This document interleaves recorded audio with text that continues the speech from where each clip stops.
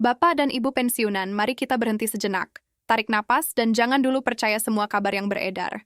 Karena hari ini kita akan membahas secara jernih dan utuh apa yang sebenarnya terjadi di balik pernyataan Menteri Keuangan tentang rapel dan kenaikan gaji pensiunan yang disebut resmi cair tahun ini.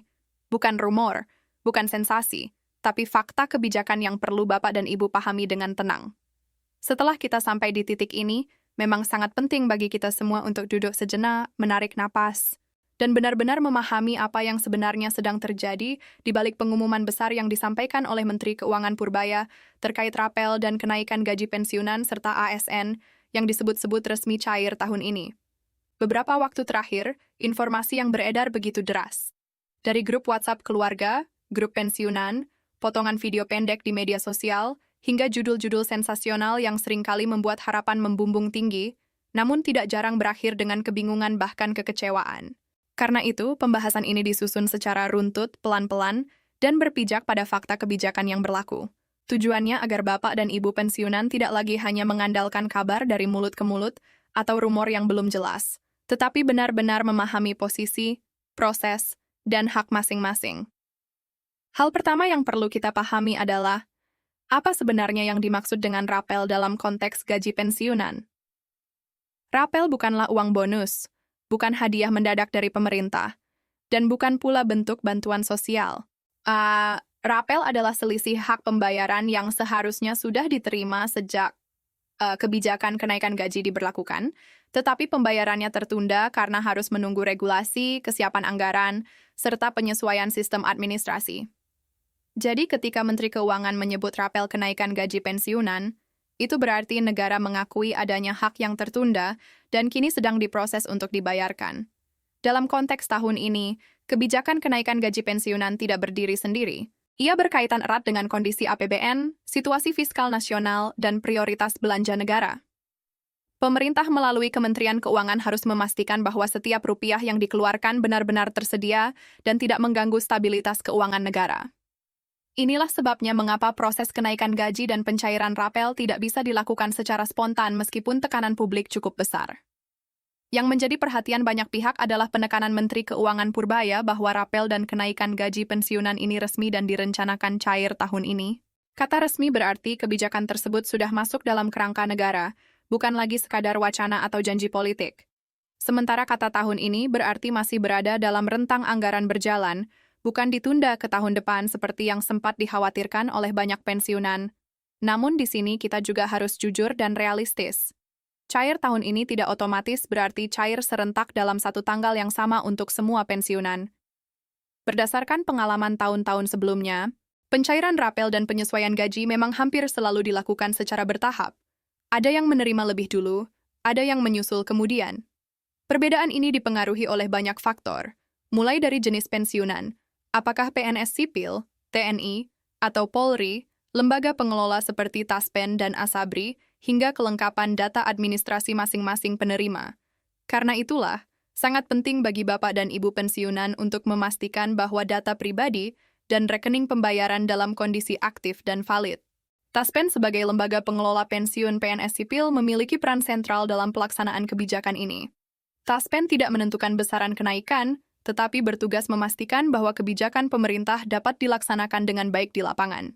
Kesalahan kecil seperti rekening tidak aktif, data ganda, atau perubahan status keluarga yang belum diperbarui bisa menyebabkan pencairan tertunda untuk individu tertentu.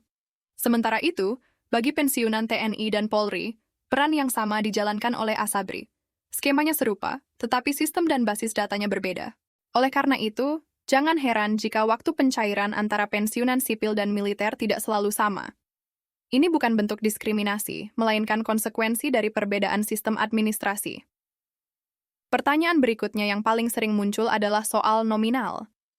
Berapa sebenarnya rapel dan kenaikan gaji yang akan diterima? Jawabannya tidak bisa disamaratakan. Besaran rapel sangat bergantung pada golongan terakhir saat pensiun, masa kerja, dan persentase kenaikan yang ditetapkan pemerintah. Semakin tinggi golongan dan semakin lama masa kerja, maka selisih kenaikan yang diterima juga akan lebih besar. Namun perlu digarisbawahi, kenaikan ini bersifat proporsional dan realistis, bukan lonjakan ekstrim seperti yang sering digambarkan dalam rumor. Pemerintah selama ini cenderung berhati-hati dalam menetapkan persentase kenaikan gaji pensiunan. Tujuannya adalah menjaga daya beli agar tidak tergerus inflasi, bukan menciptakan ketimpangan baru yang justru membebani APBN di masa depan. Karena itu, meskipun kenaikan terasa membantu, tetap berada dalam batas yang berkelanjutan. Hal lain yang juga perlu dipahami adalah hubungan antara gaji pokok pensiunan dan berbagai tunjangan. Tidak semua komponen gaji ASN aktif otomatis ikut naik untuk pensiunan. Dasar perhitungan utama tetap gaji pokok pensiun.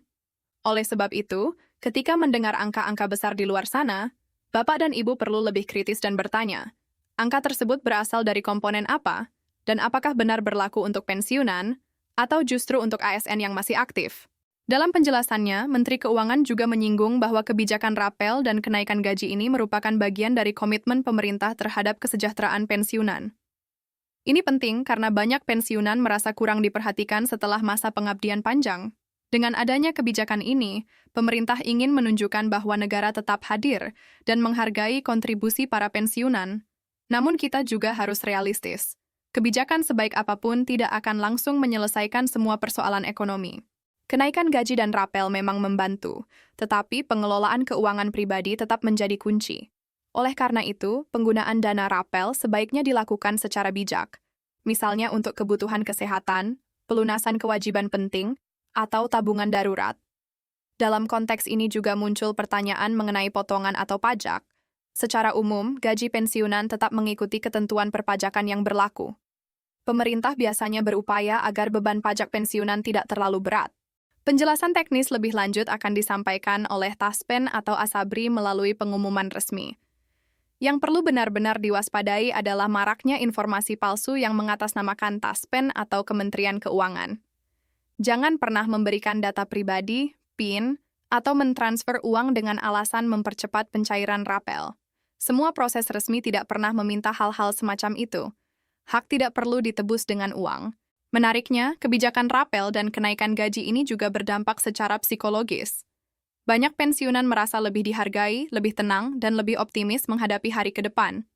Ini menunjukkan bahwa kebijakan fiskal bukan hanya soal angka, tetapi juga soal rasa keadilan dan penghargaan atas pengabdian. Di sisi lain, pemerintah juga menghadapi kritik dan tuntutan agar kebijakan ini benar-benar tepat sasaran dan tidak berbelit-belit. Proses birokrasi yang terlalu lama bisa menggerus kepercayaan publik. Oleh karena itu, tekanan dari masyarakat dan DPR menjadi faktor pendorong agar pencairan dilakukan sesuai janji dan lebih transparan.